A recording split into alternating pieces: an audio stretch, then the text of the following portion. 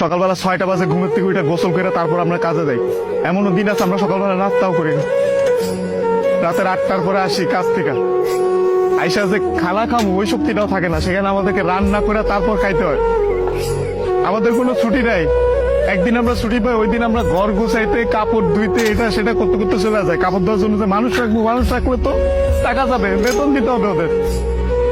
ওই টাকাটা বাসায় আপনাদেরকে পাঠাই, তারপর ওইটা দিয়ে আপনারা ফুটানি বানান। এই যে ইস্ত্রি করা, এই যে ভাজ আলা কাপড় বেড়া ঘুরেন। আর এই যে কাপড়, আমরা কাপড় পরতে পারি না ওইখানে। এই যে এখানে দেখেন না ভালো ভালো কাপড় পরে ঘুরতেছি, এটা খালি আব্বা আম্মা আত্মীয় স্বজন দেখে ভাবে যে অনেক সুখে আছে। ওখানে তো জামা কাপড় পরার টাইমই পাই না আমরা। কখন জামা কাপড় পরবো? সারাদিন তো ইউনিফর্ম পরেই থাকা লাগে।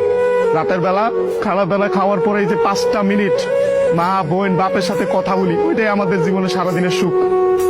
সারাদিন কষ্ট করে ওই যে 5টা মিনিট মায়ের সাথে কথা বলবো, এটার জন্য 16 ঘন্টা 18 ঘন্টা করে আমাদের চাকরি করা হয়।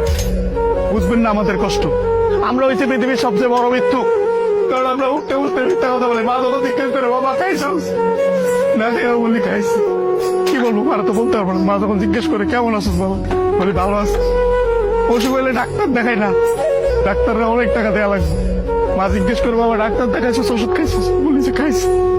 কিছু বলার নাই তো, মিথ্যা বলো ছাড়া কোনো উপায় নেই। আমাদের মতো মৃত্যু কার কেউ নেই। আমাদের কোনো ঈদ নাই ভাই, ঈদ করেন আপনারা। আমরা সেবাই পোলাও পরবা খাইতে পারি না। সকালবেলা উইটার নামাজ পড়তে গিয়ে আইসা বন্ধুরা একজন আরেকজনের জড়াতে কান দিই। আর মা বাপ নাই, কি ঈদ করবো? ঈদ তো করেন আপনারা। আমি আমার মার চেহারা 5 বছর ধরে দেখি না। 5 বছর পরে আমি দেশে এসেছি। যেই ছেলে মায়ের হাতে খাবার না খেলে পেট ভরতো না, ওই ছেলে মায়ের চেহারা দেখি না 5 বছর। ঈদের সময় জিজ্ঞেস করে বাবা কাপড় সময় কিনছিস, বলে কিনছি, কিন্তু কিনি না। 5 বছর ধরে এক বছর পরে ঈদ করতেছে।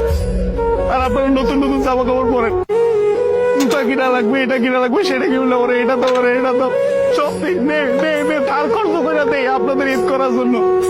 খুব ইচ্ছা করে ঈদের মধ্যে চলে আসে, কিন্তু ছুটি পাই না।